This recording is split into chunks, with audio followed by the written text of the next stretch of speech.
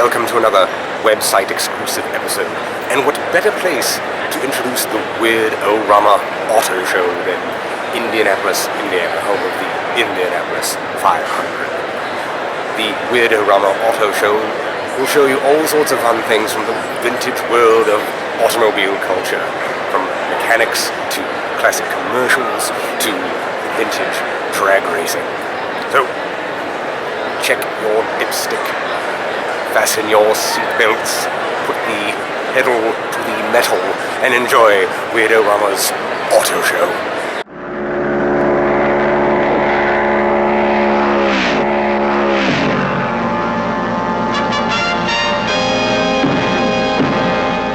Mustang, Mach 1.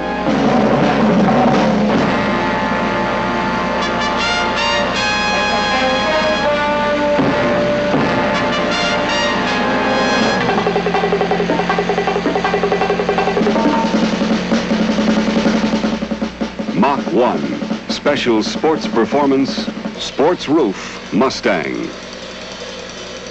Mach 1, something scorching to keep Mustang the original and the front runner, thundering along far ahead of the pack.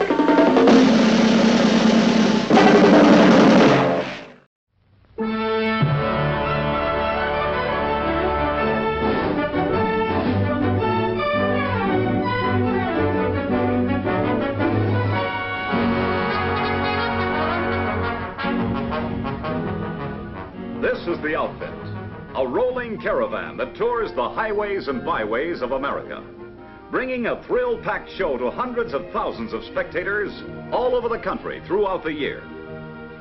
Day after day, night after night, the equipment is unloaded for the grueling series of breathtaking routines that a talented troupe of daring drivers perform with the same fleet of regular production model cars. Yes, this is the outfit, and this is the slogan they swear and live by. I drove all three. Comparison proves it's Chevrolet for me. And here's a man who should know. I'm Joey Chitwood. I'm the boss of this outfit, so be my guest. Join the crowd that's come to take in the exciting thrill-a-minute show that my boys and I put on. Popcorn, peanuts, and red hots for the customer, and a real hot car for the drivers. Chevrolet's the only one we use, not a souped-up reinforced model, but the same Chevrolet you'll find on any showroom floor. The hundreds of thousands of people who catch our show in a season see with their own eyes that the cars they can buy are the same ones we drive. And I'm giving it to you straight. My boys and I give hundreds of performances, day and night, with this same fleet of Chevrolets. And when you see the pounding we give them in these highlights from various shows, you'll get an idea of why the car we use has to be able to take it. And now, here's our announcer getting the show underway. Good afternoon, ladies and gentlemen, and welcome in behalf of Joey Chitwood and his world champion Auto Thrill Show. And now moving along with the individual introduction of each of the Daredevil stars driving brand new 1956 Chevrolet cars. That's how we take our bows. Just the drivers, mind you, not the Chevrolets. We can spin on a dime and give you a nickel change. Believe me, it takes more than hard braking and an expert at the wheel to do that. It takes a combination of balanced weight distribution, plus the way Chevrolet's front-end suspension is built into the chassis. There's the combination that makes for sure-footed, anti-dive braking control. Safer, easier all-around handling with a car that'll stop heads up. Yes, safer by a long shot, even in a full reverse spin, which we wouldn't wish on anybody driving on highways. But if it happens in an extreme emergency, Chevrolet's combination of outrigger rear springs and body balance are protection against a rollover. I don't expect you'll ever run into any road hazards like these, but here's another example of Chevrolet's ability to meet and beat an emergency. It's like balancing an egg on a toothpick. It takes more than driver juggling to do it. Balanced frame construction is what lets us ride this two-wheel tightrope.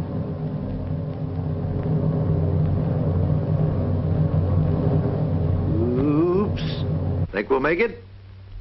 Well, take a look at the rugged steel backbone in that chassis. A rigid box girder frame with no excess weight and with a road-holding low center of gravity makes it a cinch for us to come off these runs right side up.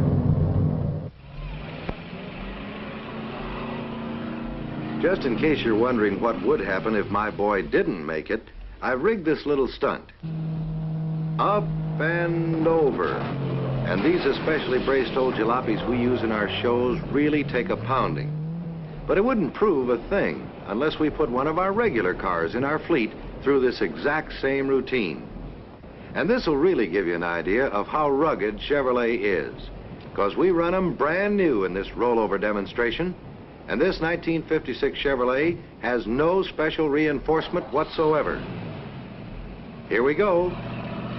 Hold it. This is too good to miss. So let's start at the beginning again and run it real slow so you can see for yourself the full wallop this car takes on the rollover.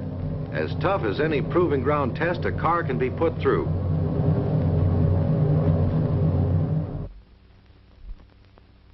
Durability? Brother, that solid, sturdy, double-wall steel construction really gives durability to Chevrolet. Because here we are, heads up and running. A car that can do that means the world to you in your everyday driving. And talking about everyday driving, I'm sure you won't get tied up in many situations like this. But to be freewheeling in tight spots where every inch counts is something we just don't take for granted.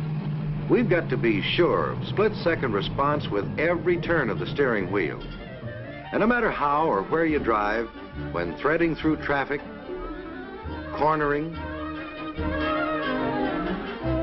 taking the wide turns or the sharp turns on the highways, steering control is the key to easy, fatigue-free handling. You'll want that split-second response, and you'll get it from the same place we get it, from Chevrolet's ball race steering gear. It cuts friction and drag down to practically nothing.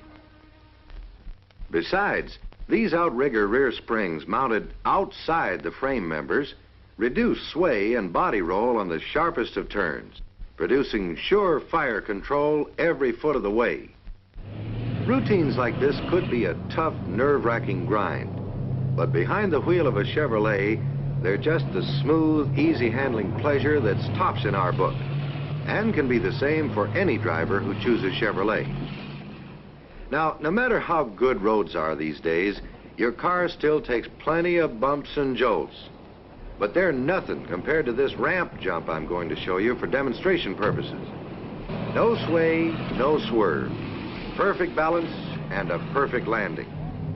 It's a jarring test of the springs, chassis, and frame, and the pounding we give these same cars day after day proves beyond all doubt that they're built to take it under the roughest driving conditions. Of course, no one drives on such roads all the time, but the times that you do, it's good to know that the Chevrolet you drive can take this kind of punishment. I'm sure you won't be doing this kind of high flying, and no man would, even in this business, if he wasn't absolutely sold on the car he used. It takes power, the solid, dependable V8 power you've got at the tip of your toe when you press down on a Chevrolet accelerator. In case you missed some of that, we'll try it again. This is something we can do only on film, but it'll show you how steady Chevrolet is, even flying high like this. And in this demonstration, you'll see 1956 Chevrolet durability put to the acid test. A car has to have everything to do this and survive, especially durability. And considering that this same car was used for the rollover stunt, it's really rugged. Here's another chance to see what I mean.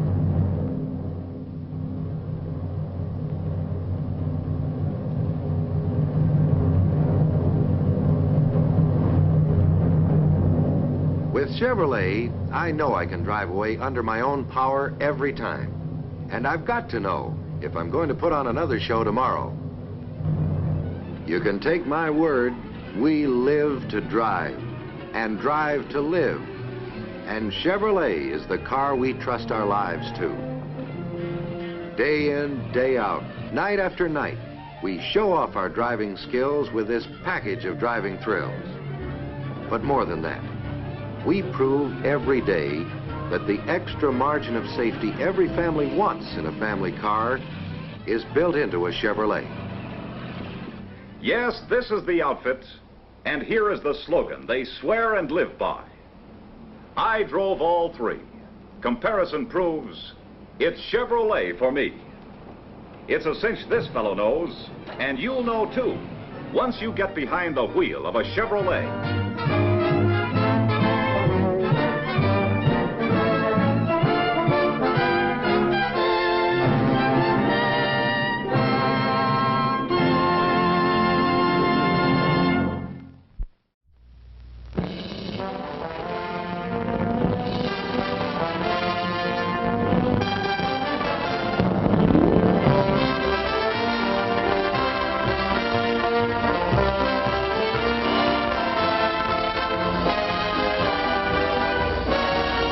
If you're like most people who are interested in the Corvair, you want to know what it can do in action, out on the road. You want proof that the Corvair can deliver the goods, give you more of what you're looking for in a compact car. And here it is, dramatic proof that the Corvair delivers the goods as no other compact car can. Years ago, in its early development stages, Chevrolet engineers began testing disguised Corvairs, began making the Corvair a road car. They made it a compact car with power, traction, and ruggedness. They put into the Corvair a suspension system to tackle the roughest road and level it off for its passengers. Chevrolet designers and engineers used all their know-how to make this 1960 Corvair the compact car that people could count on. But they didn't stop there. There was more testing, double-checking, retesting. Here at the challenging Lime Rock, Connecticut Raceway, the 1960 Corvair was really put through its paces, made to prove itself.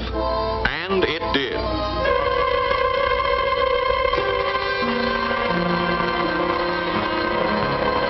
It proved its stability, and then some.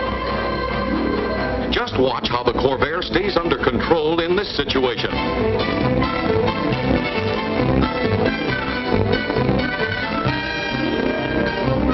Now see how the Corvair proved its maneuverability and ease of handling.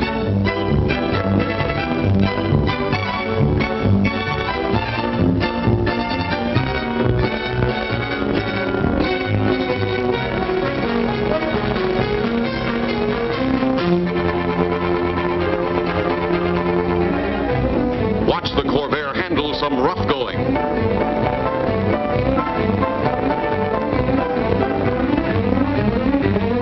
Look at that fender line. See how level the Corvair's body stays. Now watch the Corvair prove that it's got the power, the traction, the stamina to go just about anywhere.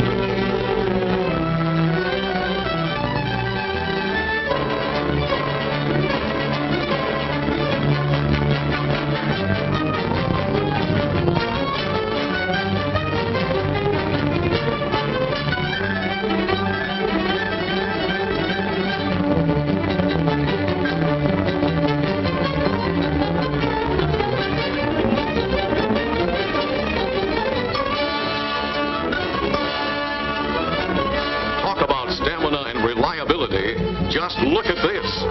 Using this stream for its highway, the Corvair actually plowed along like this for over 20 wheels.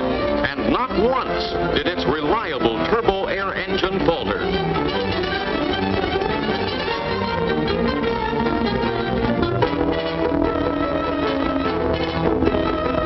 Now watch this sample of how the Corvair can stop.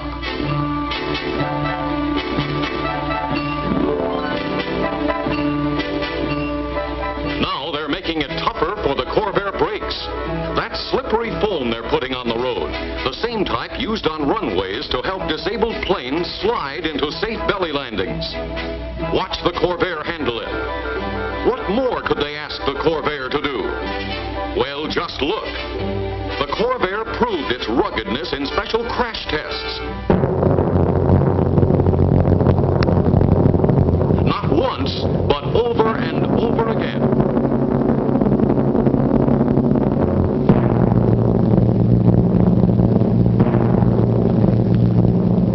Just to see how it would stand up, they tried to make the Corvair roll over. It wouldn't. They locked the wheels, so it had to roll over.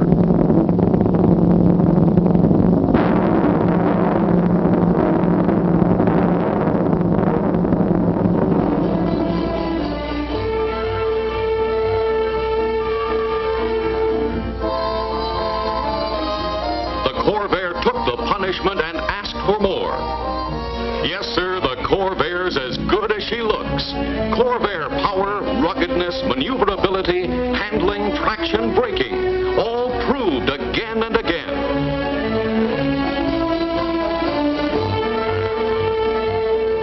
Not much doubt about it, is there, that this is the car that gives you more of what you're looking for in a compact car.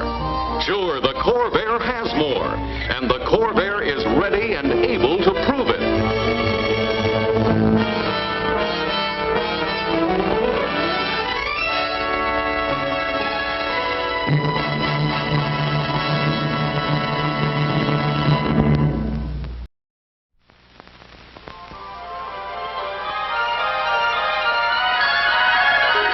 You are about to know the thrill of seeing that which has never been seen before.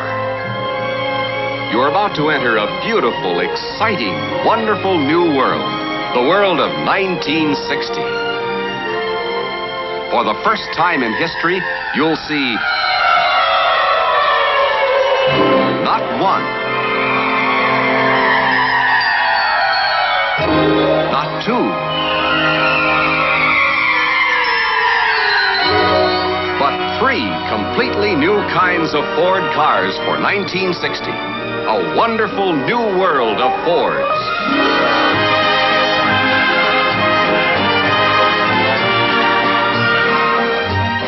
First, representing the 1960 Fords, the finest Fords of a lifetime, the magnificent new Galaxy.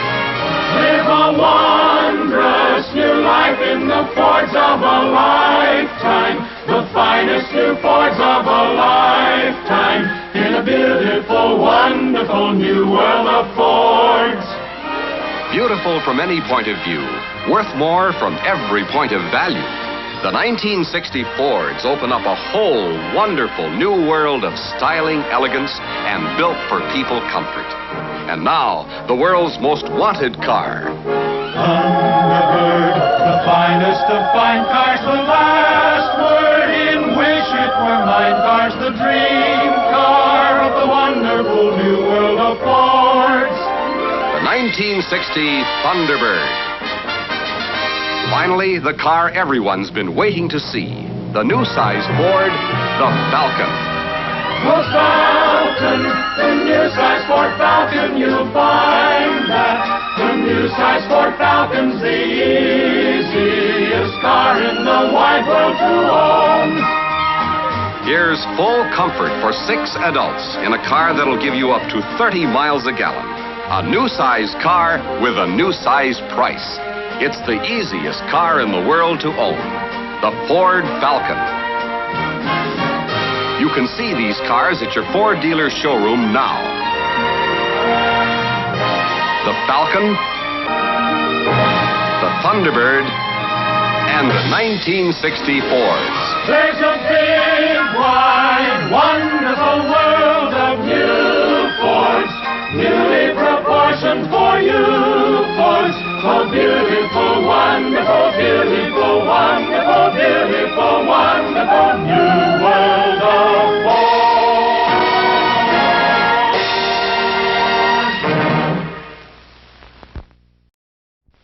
your life work.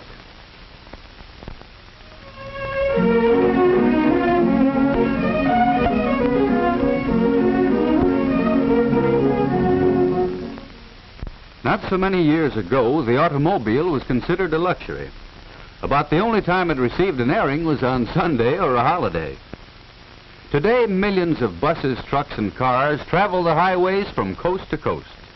The number of cars on our city streets offers proof that for millions of people, automotive transportation is almost as much a necessity as a house. The good all-round serviceman is really 4 mechanics in one. He must be able to make all repairs on the engine, such as repairing or replacing the camshaft. He must understand all types of engines thoroughly. For although all gas engines are fundamentally the same, differences have been developed in the various makes of cars which the mechanic must know. For example, in cleaning out carbon and grinding valves, he may work on the L-head type engine one time, while the next engine may be the overhead valve type. Both types provide efficient power, but the problems of adjusting them are totally different. A good serviceman is also a machinist. In an emergency, he may be called upon to make completely some minor part which may not be in the stock of repair parts. The superior serviceman is a welder. Through accidents and even ordinary usage, parts are broken and have to be repaired. The expert welder is valuable to any garage and often concentrates on specialized work at very good pay. In addition, the all-round serviceman is an electrician and must have the knowledge and skill to keep the automobile's electrical system in working order. For without the spark to fire the engine, there would be no power. In the early days, electrical energy was supplied by dry batteries, but the car of today carries its own generating and storage plant. The storage battery is of low voltage, so a coil and condenser is necessary to step up the current enough to jump the spark gaps in the spark plugs. The coil and distributor also must be tested and kept in proper working order. Besides the ignition system, there are the lighting and starting circuits which sometimes need the services of a competent mechanic. The use of heaters, windshield wipers, and radios has further increased and complicated the electrical work of the serviceman. Because of the high speed at which vehicles travel today, the care and adjustment of brakes is a serious and vital part of the serviceman's work. The safety of the car on the highway largely depends on good brakes, along with correct and accurate alignment of the wheels. Radiator repair and general care of the cooling system is important in making cars run efficiently and economically, so soldering is another of the many kinds of work the serviceman must do.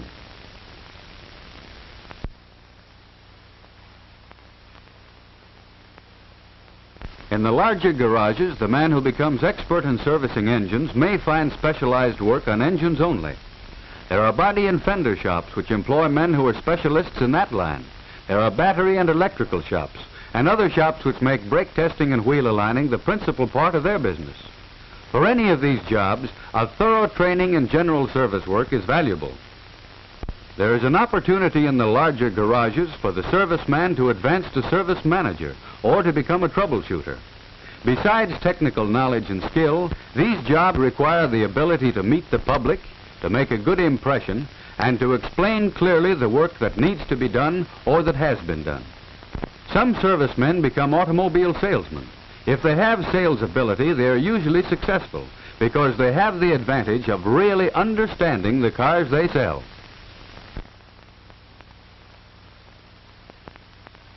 If you enter the automotive service field, your first job will probably be as a helper in the shop of a general service garage. Or it may be in the parts department. You will have a chance to learn the names of the many parts of an automobile and their relationship to each other. You will learn about lubrication and other operations in automobile upkeep. While doing these jobs, you must be alert to learn everything you possibly can. You must also study constantly in your spare time. As a basis for study, there are numerous service manuals put out by the automobile manufacturers to help train servicemen to do their work correctly. These manuals are full of accurate information, and they're interesting to study because of their detailed diagrams and illustrations. There are many good books on automotive service in your school or public library. Be sure to select books which are up to date, however, as automobiles are constantly being improved. Most automobile manufacturers provide training courses for their servicemen. Regular training conferences are held for employees in the more up-to-date garages. The manager, shop foreman, or some other expert discusses the newest automobile developments and how to service them properly. Movies and slide films are sometimes shown in the local shop. Manuals for further study are provided along with the films. You should never miss such opportunities to learn if you expect to become a successful mechanic. Another way to learn while working is to attend evening classes dealing with the fundamental principles of the automobile. These classes are conducted in the larger towns and cities by the public schools or other local organizations. In some of them, courses in shop practice are also given. Don't fail to take advantage of these courses to help you prepare yourself for the better jobs. There are a number of private automotive trade schools which offer good courses, but some of them have practical equipment, such as this cutaway duplicate of a differential. You should never choose such a school, however, without thorough investigation. Ask your teachers or other authorities about them. Or you can take a correspondence course, which also should be investigated. A correspondence course will be most valuable to you after you actually start working, for theory and practice carried on together will give you the most thorough training. However you get your training, study and hard work are necessary for you to become a superior mechanic, able to hold one of the better jobs.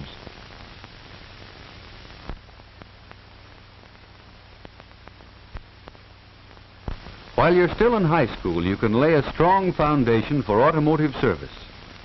The gas engine produces power by burning fuel in a small enclosed space.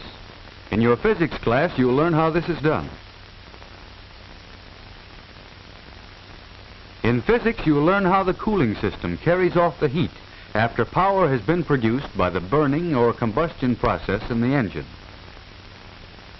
The transmission of the engine's power through gears and wheels to make the car move can be more clearly understood if you know the principles of physics. Electrical physics will help you understand the ignition of a car. So you can see that physics is not only an interesting subject, but very necessary if you are to become a first-class auto mechanic. Take all the mathematics you can, for you'll need it in every type of automotive work you do. Mechanical drawing will help you in reading the many plans and illustrations in automotive textbooks and service manuals. This is especially important if you plan to become a shop foreman. In some of the larger public schools, the school shop is equipped to give practical automotive training. In others, this experience must be found in a service garage, at the same time that automotive theory is studied in school. School shop training of any kind will help you develop the coordination of hands and mind, which is so important in all mechanical work.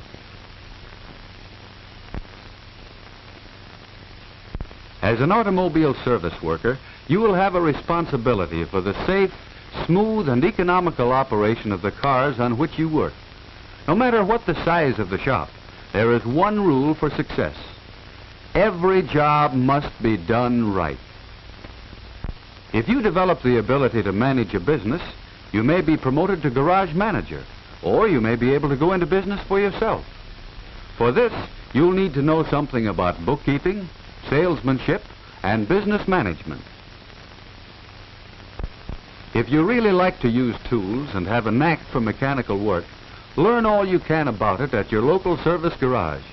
You'll find some things you may not like, but the dirt and grease will wash off. Try tinkering with an old car and rebuilding it. Do the best job you can, just as though some car owner depended on you. When you're finished, you may have found your life work. Thousands of new automobiles are manufactured every year. Although many of them replace cars which are worn out, the total number of motor vehicles will probably continue to increase for some time to come. If you qualify yourself, there is a reasonable possibility that you will find employment in the automotive service field.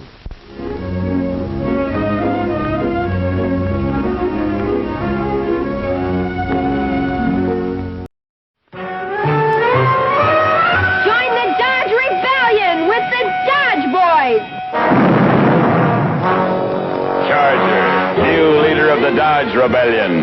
Muscle enough to catch anything on the road.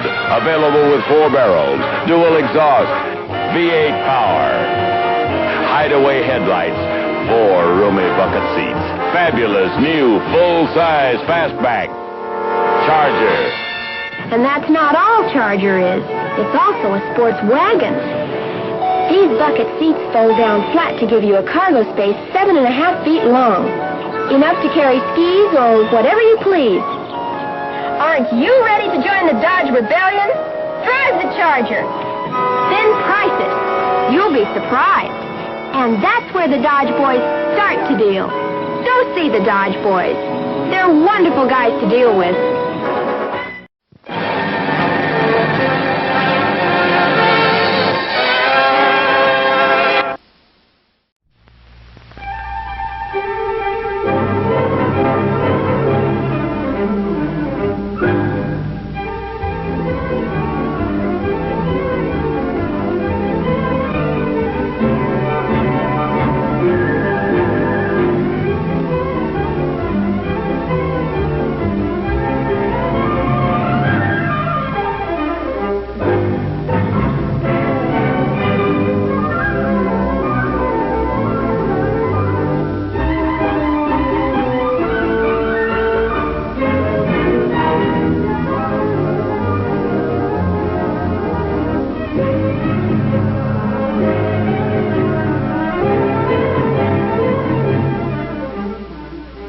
Detroit, the automotive capital of the world.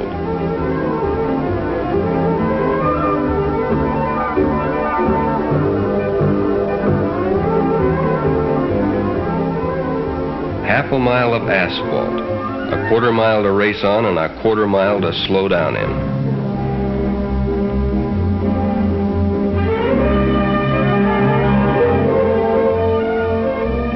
Thousands of people, but with one idea, one dream, to build a hot rod that is swifter than any other hot rod in its class. The test of one car against another to determine the lowest elapsed time. That's drag racing, and this is the king of all drag races, the Nationals. So, here we are, 500 horsepower ready to push me down that quarter of a mile in less than 10 seconds. You don't drive, you aim. You aim and try to keep it straight. It's like threading a needle at a quarter of a mile, but it's really living. So let's see how it all began. I guess everybody has his Shangri-La. For us, it's drag racing. I say us because it takes a team to build and race a top contender. The happy hours of a man's life are spent creating something.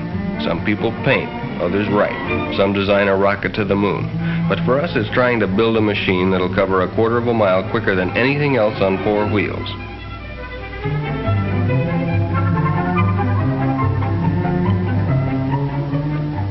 Lefty and Tom are high priests in our temple. Lefty works in electronics and Tom's a mechanic.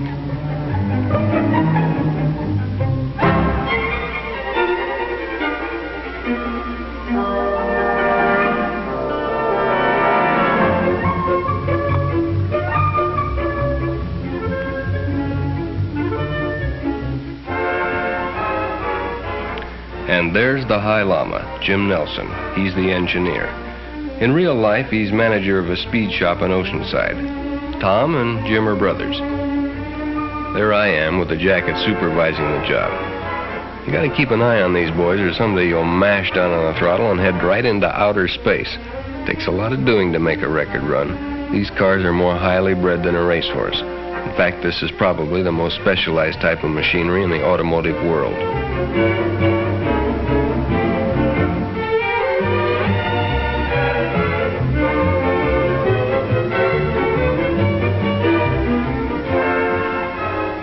When we head out for a big race like the Nationals, we take along enough spare parts to rebuild the engine as many times as we have to. Reliability is almost as important as speed. It takes a combination of both to win. In fact, I've known it to happen where the fastest car isn't necessarily the winner.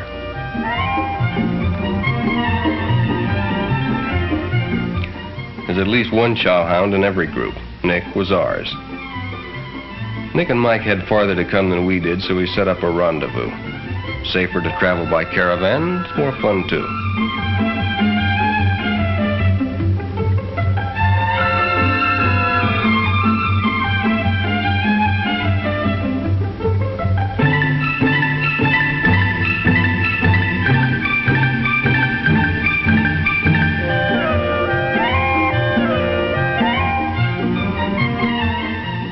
hadn't been able to get together because of the hectic weeks of work that always precede a big meet.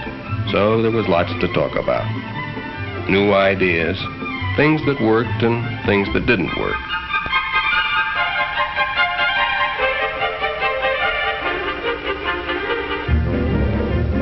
The dragliner was our last year's winner. Nick purchased it when we built the Dragmaster. Mike and Nick were running it this year. It's a long haul from California to Detroit, so Lefty broke up the powwow and we got underway.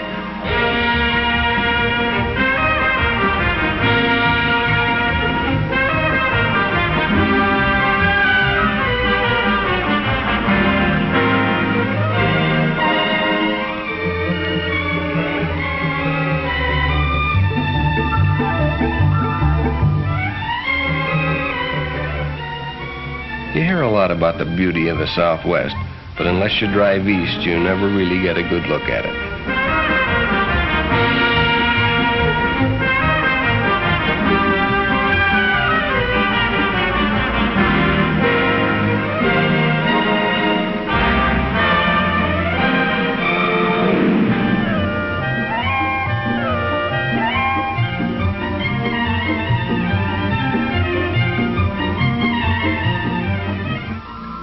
Found a great barbecue place in Amarillo, and of course Nick was the first one in and the last one out.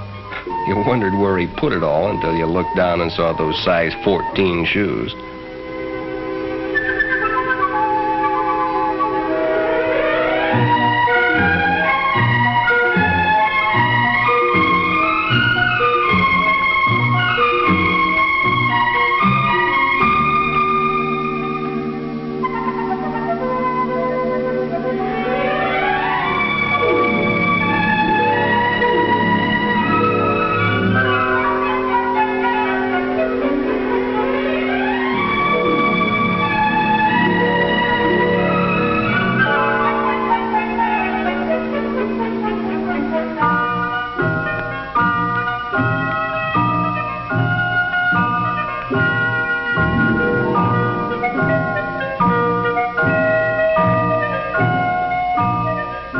It's always good to see old friends again, and we joined the Parkers in Oklahoma to catch a meet before pushing on. Give us a chance to work out the bugs and get the cars in top tune before arriving at the Nationals.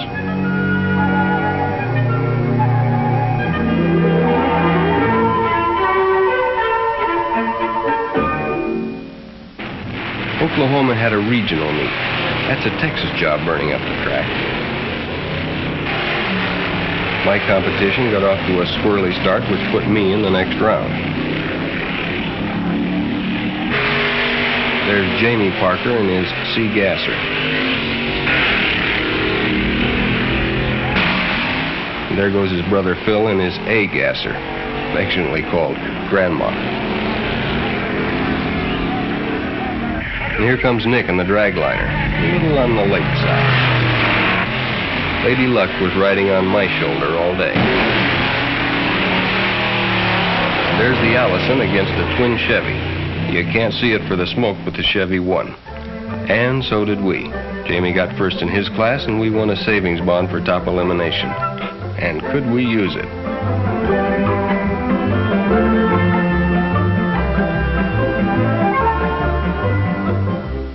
All work and no play could make drag racing a very dull sport. So after a hot day at the track, it's always pool time.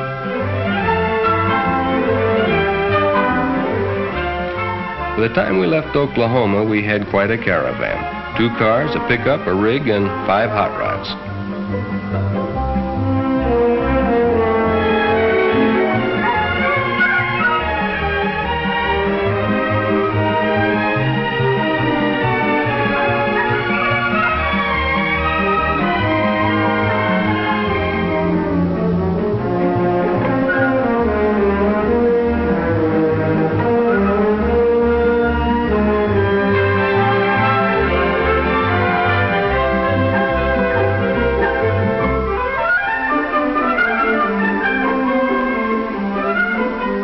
When we got to St. Louis and crossed the Mississippi, the weather began to look a little on the threatening side.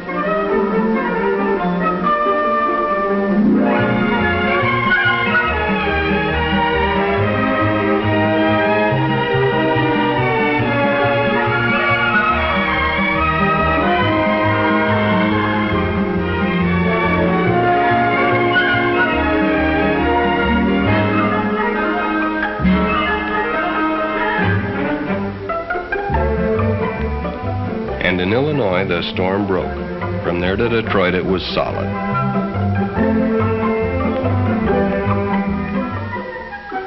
Following day, the sun came out and everybody took a deep breath.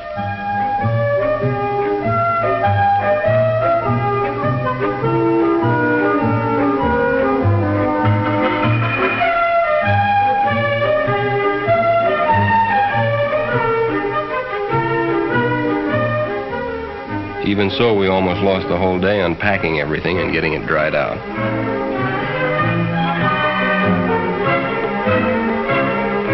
Then we had the car to clean up and get ready for technical inspection the next morning.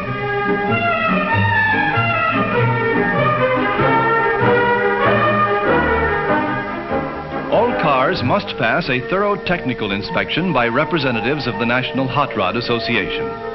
The association's rules have been responsible for setting and keeping the high standards of safety so typical of modern hot rodding. Classes are divided according to body types, engine size, and weight of car. This affords a wide variety of creations for hot rod enthusiasts to develop.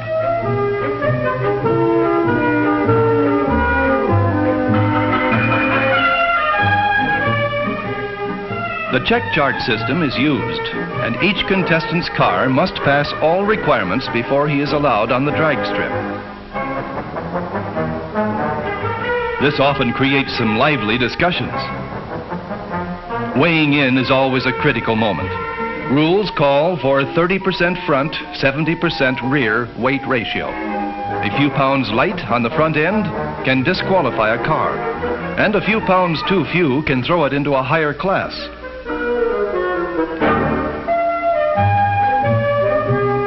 After technical inspection, the crew transports the car to the pit area, where a thorough tune-up is done before their first run.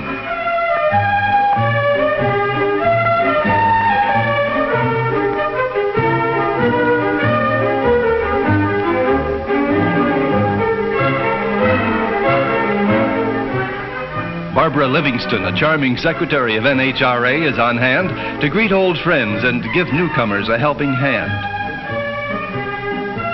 Once satisfied, the crew wheels the car through the staging area, and an amateur photographer gets her chance before the car gets to the starting line.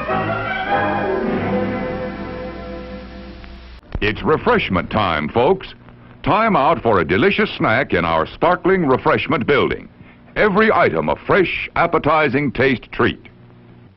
We've a large assortment of freshly made sandwiches. How about a pizza? None better anywhere.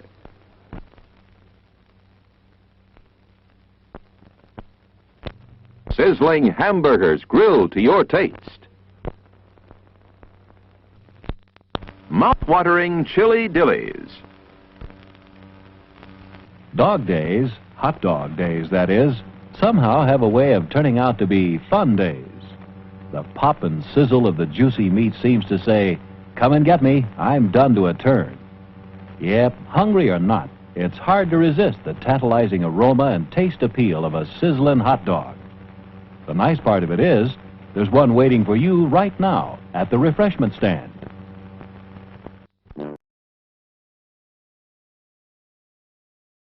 No longer will it be necessary to let rain spoil your fun. Now you can keep your windshield clear and dry with a drizzle guard. Simply attach it to your windshield, and in a jiffy you're enjoying the movie without constantly running your windshield wipers. A drizzle guard will save you gasoline and wear and tear on your battery. After the show is over, all you do is take off your drizzle guard, roll it up, and it's ready to be used again, just like an umbrella. So next time it rains, don't sizzle in a drizzle. Get yourself a drizzle guard and enjoy the show. Drizzle guards are on sale now at the concession center. Now it's time for the crew and the driver to test the car and the first days of the meet are strenuous and exhausting. The track is in continuous use by contestants, making test runs in time trials. All classes participate, and crews make run after run, trying to get their cars in perfect tune.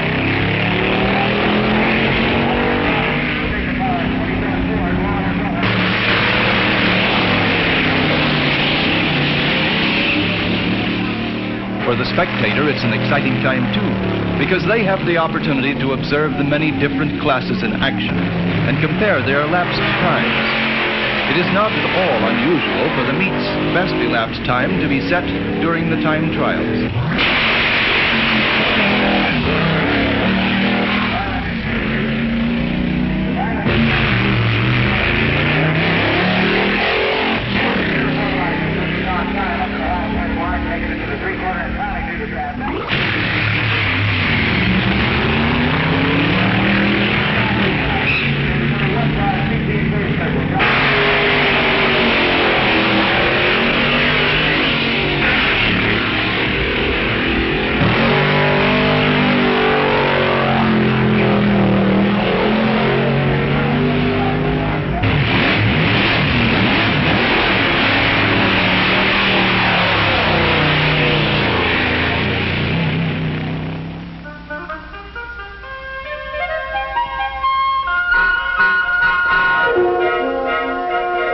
Parking lots and stands were filled to capacity as enthusiasts turned out in droves.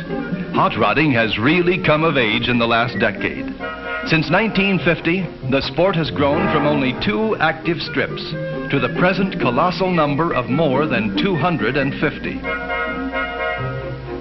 This group from Washington represents the best in cooperation. Father drives, and the whole family acts as crew.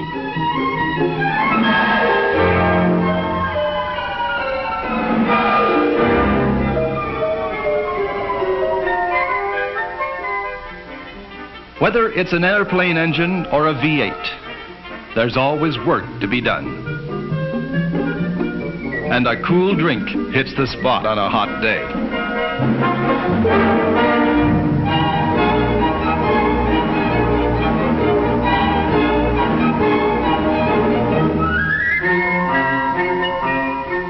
For us, the big day was here. We were ready for the flat-out run to see if we really had it or not.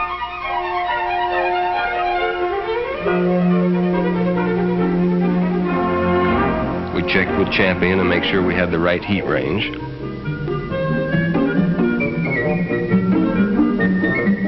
The Parkers were all at it too, making their last-minute adjustments.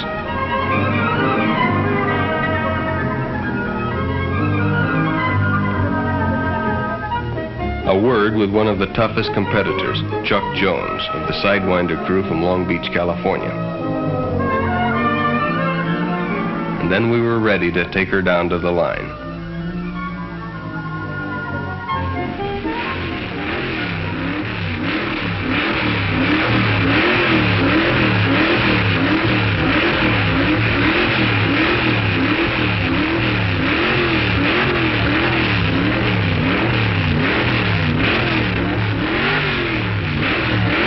From Oceanside, California, it's the Martin Nelson machine, the Masters Dragmaster. They'll be running down for a record run.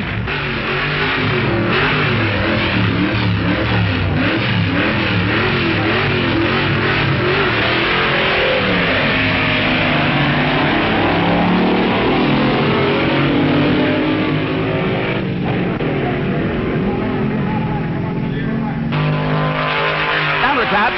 With top elapsed time on our Crondeck clocks, a 9.12 seconds. The Nelson Martin machine, the Masters Dragmaster. With the lowest ET of the meet so far and a possible record, they had to check the gas to make sure we weren't on rocket fuel.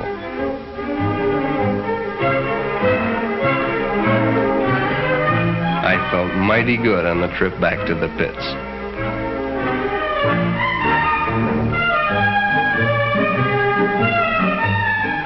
You never want to count your chickens, or however the saying goes, because the day of eliminations we heard those expensive noises when we fired her up.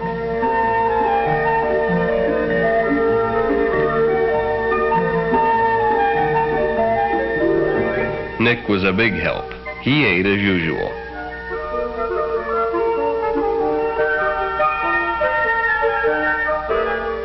There was nothing to do but tear her all down and see what the trouble was.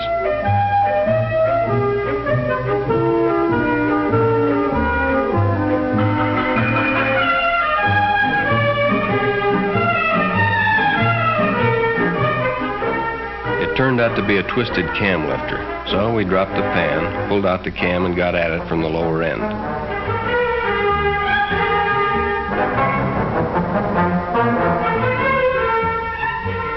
Fortunately, the cam was okay. The eliminations were starting and time was working against us.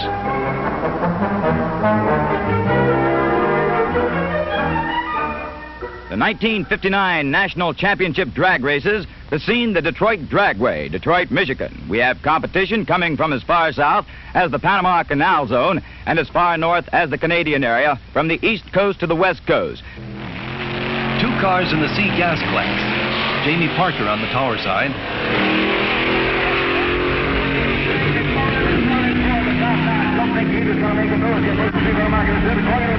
It looked like everybody in Detroit was in the stands.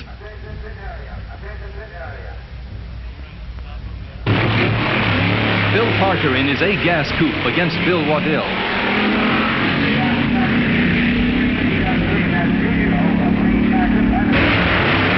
Two four-bangers with Ray Huckabee of Houston, Texas on the spectator side, taking an early lead. A Thunderbird and a Corvette in the sports car class.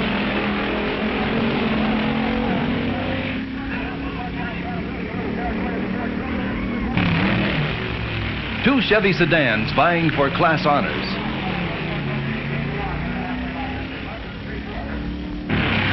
The original Hot Rods, 2 street roadsters. An Austin against a Fiat in the altered coupe class.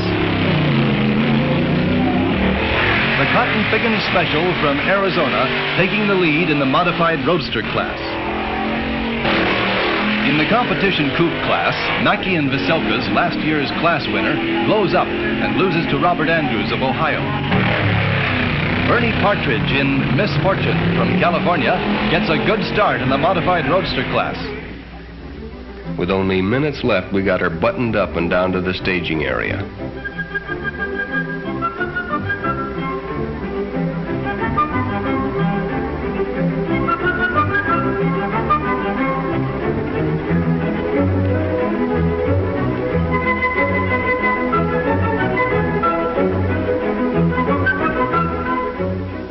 Jack Moss's twin Chevy taking a good lead over Arfon's Green Monster.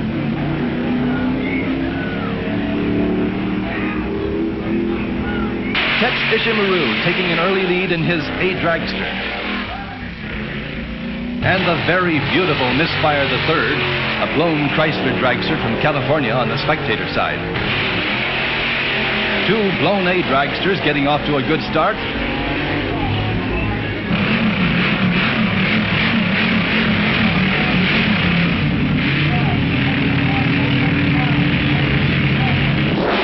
Two Texans, Jack Moss in his twin Chevy being taken by Rod Singer on the tower side.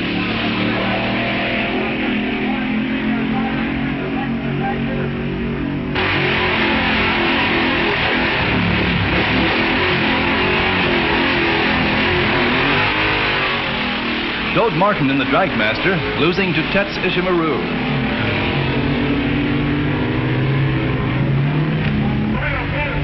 Dragmaster with a lower ET, but Tex getting off the line better. Well, that's drag racing.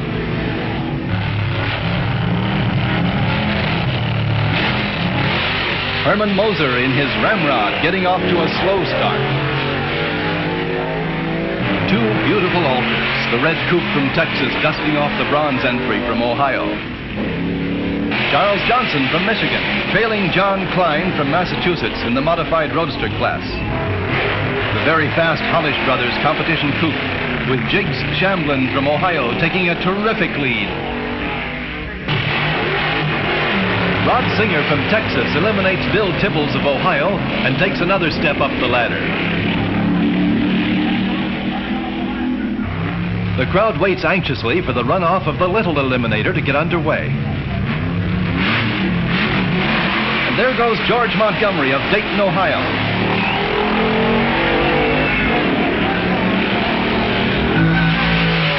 The winner with hood flying. Otis Smith of Ohio, A Roadster class winner, takes on Gabby Bleeker of Illinois, A altered winner, to win Middle Eliminator. Wally Parks, president of NHRA, talking to Mr. Ed Cole, general manager of Chevrolet, and Robert Peterson, publisher of Hot Rod magazine, with Mr. Tex Colbert, president of Chrysler Corporation. The grand prize, the DA Lubricants Chevrolet El Camino. Rod Singer on the way up to the line to run against Jig Shandlin for Mr. Top Eliminator. Rick gets a shot for Hot Rod as the crowd watches. And they're off. Up to the halfway mark, they're neck and neck.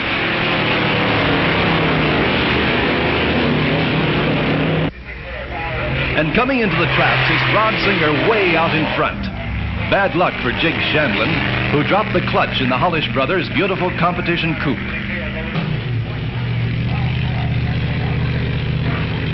On the starting line, the Green Monster, 1945 Allison-powered dragster with much go. And there's the flag. It's Bill Smith getting on the big green sign. He approaches the quarter mark of the strip, going wild up to halfway. He's on it and into the three-quarter. He's really coming on and into the traps with a top time, a top Klondike time of 170.45 miles per hour. 170.45 miles per hour with the top time of the meet. And then the awards. The trophy for traveling the greatest distance to the Nationals, accepted by Mike Bamber. The award for the best appearing car and crew goes to Darrell Zimmerman of Colorado.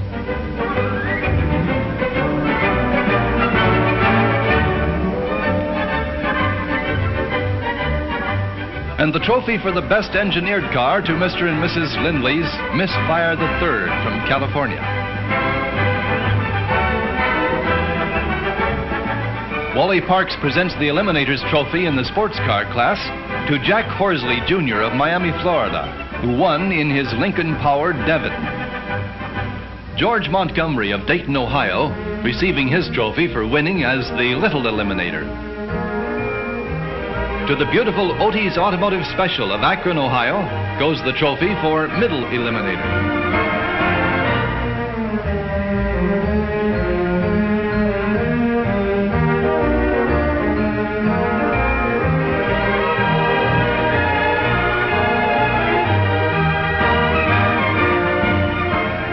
Martin Nelson Dragmaster was considered, in the judges' opinion, the safest constructed car of the meet. They also won the trophy for the lowest ET. Wally Parks beckons to the crew of the Green Monster to share honors with Art Arfons for establishing a new top speed record on gas of 170.45 miles per hour. And here comes the Singer-Miller car being pushed back to the winner's circle. The car that won the meet.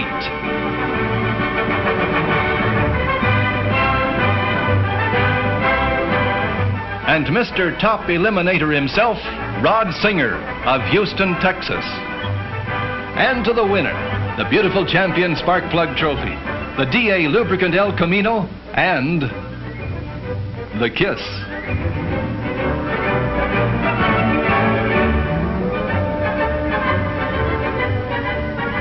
And so another Nationals draws to a close.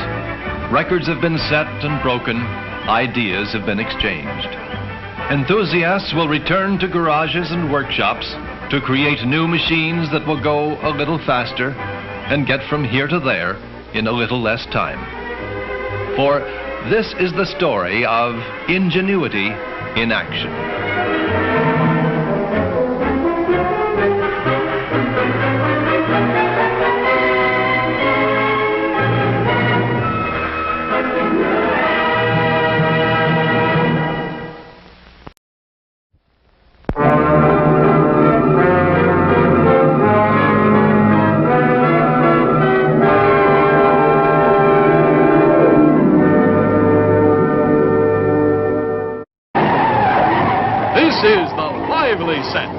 James Darren's crazy about cars and Pamela Tiffin. Pamela Tiffin's crazy about James Darren in and out of cars. Doug McClure's crazy about Joni Summers. And Joni Summers crazy about Bobby Darren's new song hits. If you love him, girl, you just got to let it show. They get you where the fun and action are every time they grab a wheel or a girl. Any of y'all count to 5 and I'll break down this door, do you hear me? go back to your turbans and marry them for all I care. I'm glad you showed your true colors before we were married. I'm grateful to you. Really, I am. And don't you come running after me or I will call the police. I'm sorry, sir. The Lively set takes you where the real action is, in romance, in racing. See dragsters race at 3 miles a minute. See the jet-propelled J-47.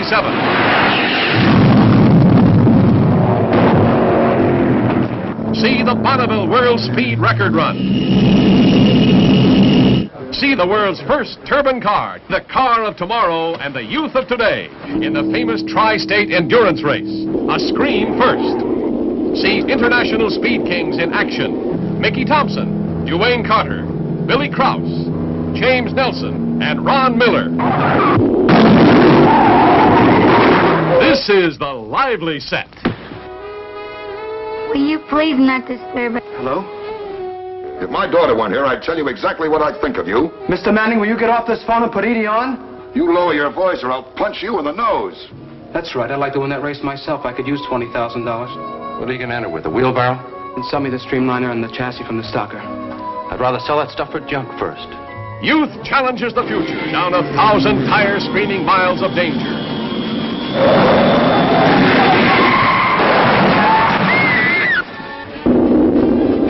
Hey, Las Vegas, here we are! You'll live it up. You'll laugh it up. You'll love it up. Please replace the speaker on its rack when you're ready to leave. Failure to do so will damage both the speaker and your car. We'll be grateful, and so will the patrons who follow you.